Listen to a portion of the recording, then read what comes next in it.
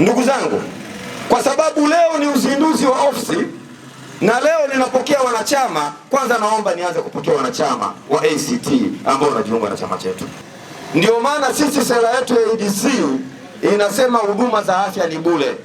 Sisi kama ADC tunasema kwa sababu wenzetu wamefeli, tunaanza na hili jimbo na wananchi wamekuwa tayari kutuunga mkono na kutukabidhi jimbo hili. Sasa hivi tunasubiri tu tarehe 26 wamkabidhi mzee Mkopi jimbo hili ili tuweze kuliongoza. Na sisi tumeisha sema huduma za afya kama sera yetu inavyosema itakuwa ni bure. Wanaweza wakatuuliza mtapata wapi hela?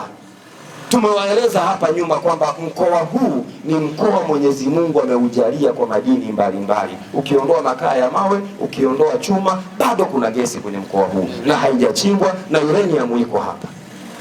Manake ni mkoa pekee ambao una rasilimali za kutosha. Tunataka tuwaonyeshe wenzetu mfano wa namna ya kuongoza nchi na kuwasaidia wananchi. Wakazi wengi wa Peramiho, asilimia kubwa, karibu 100% ni wakulima. Vitu ambavyo vya msingi kabisa vimenifanya nijitose kwenye kinyang'anyiro cha ubunge. Kwanza kabisa kuhusu miundombinu. Miundombinu ya jimbo la Peramiho yote ni mibovu. Barabara zote za Peramiho zote ni mbovu. Na ilani yetu ya chama cha ADC ni kwamba elimu ni bure. Toka shule ya msingi mpaka sekondari mpaka vyuo vikuu, elimu ni bure. Sasa ADC imenisimamisha mimi kugombea ubunge kutokana na ilani yetu kama inavyosema, kutoka shule ya msingi mpaka chuo kikuu elimu ni bure. Tutashughulikia kuhusu masoko. Kwa hiyo nitahakikisha kabisa masoko ya NRFA yanaenea kila mahali kwenye jimbo la Peramiho. Na mapokeo yamekuwa ni mazuri kwa chama chetu kwa sababu wananchi wanamjua kwanza mgombea wao, wanamjua mgombea wetu, lakini pia wanamjua kwamba ni mkazi mwenzao na wanaishi naye hapa. Mbali na hilo, wanajua kabisa kwamba dhamira yetu ni ya dhati kwa sababu ya aina ya sera ambazo sisi tunaweka. Sisi tunaenda kwenye uhalisia. Mambo ya msingi tunaangalia lazima tuyasimamie na tuyafanye.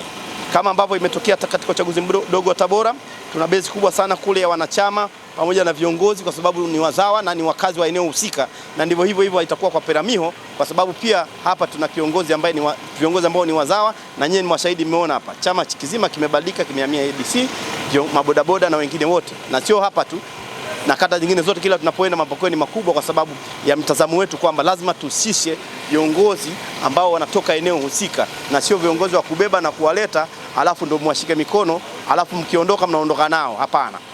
Hilo ndio hasa ambalo sisi kama ADC tumeliangazia na tumeona kwamba ni vyema tusimamie katika eneo hilo.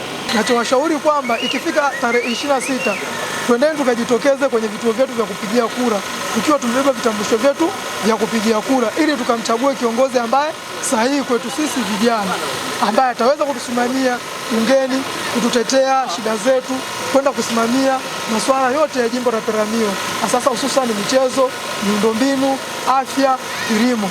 Ombi langu kubwa kwa vijana, tarehe 26 tujitokeze tukapige kura.